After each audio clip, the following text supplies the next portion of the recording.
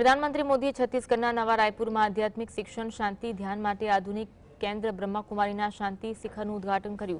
તે સાથે પ્રધાનમંત્રી મોદીએ રાયપુરમાં રોડ શો યોજ્યો. પીએમ મોદી છત્તીસગઢ રાજ્યની સ્થાપનાના 25 વર્ષ નિમિત્તે છત્તીસગઢ રજત મહોત્સવમાં ભાગ લીધો હતો.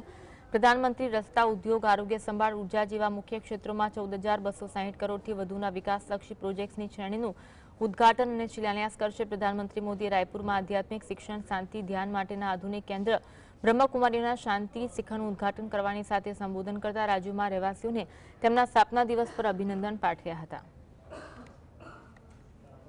देवी और सज्जनों,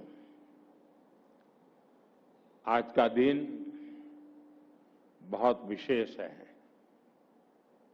आज हमारा छत्तीसगढ़ अपनी स्थापना के 25 साल पूरे कर रहा है.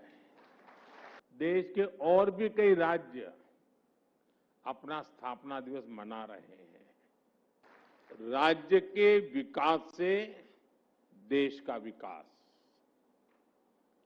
इसी मंत्र पर चलते हुए हम भारत को विकसित बनाने के अभियान में जुटे हैं.